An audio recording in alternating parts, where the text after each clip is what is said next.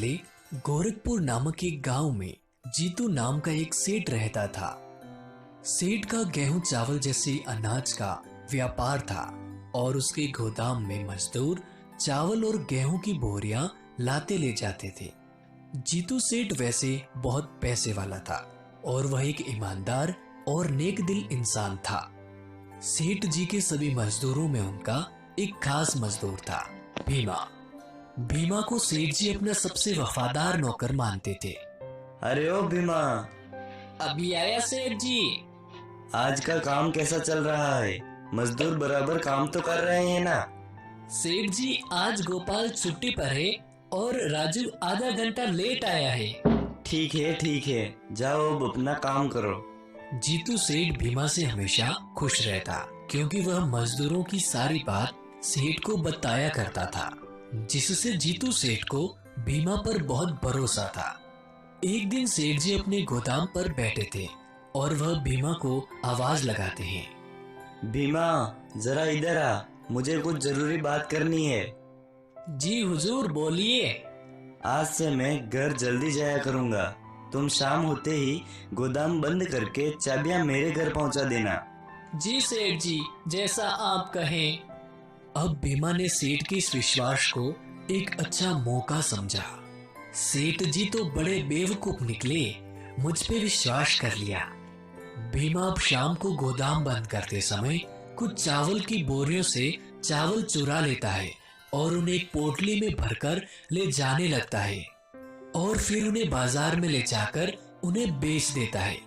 चालाक भीमा अगले कई दिनों तक गोदाम से कभी गेहूं तो कभी चावल चुराता रहा और बाजार में बेचकर पैसा लेता रहा। जीतू सेठ को इसकी भनक तक नहीं लगी और वो अभी भी भीमा पर उतना ही विश्वास करते थे।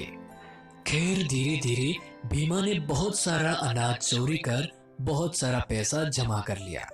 एक दिन गोपाल नाम के एक मजदूर ने भीमा को चुराया हुआ चावल बेचते हुए देख लिया और वो सीधा सेठ के पास इसकी शिकायत करने पहुंचा। सेठ जी। क्या हुआ? इतनी रात को यहाँ कैसे? सेठ जी, भीमा गोदाम से चावल को चोरी कर दुकान पर बेच रहा था। मैंने अपनी आंखों से उसे देखा है। क्या बात करते हो? तुम भी ना? मैं नहीं मान सकता। भीमा चोरी नहीं कर सकता है। जैसी आपकी मर्जी, मैंने जो देखा है वो आपको बता दिया, अब आप जानो। उसके बाद भीमा रोज चोरी किया करता था और सेठ जी को कानो कान खबर नहीं होती। कुछ महीनों बाद एक दिन भीमा सेठ के यहाँ काम पर नहीं आया। क्या बात है? आज मेरा वफादार नहीं आया। लगता है बीमार हो गया है। चलो बेचारे से मिलकर आता हूँ। कितना बोला है? सेठ जी अब भीमा के घर की ओर चले और उन्होंने देखा कि भीमा एक बड़ी दुकान खोलकर बैठा है। आइए सेठ जी, आपका स्वागत है। मैं आपको ही याद कर रहा था।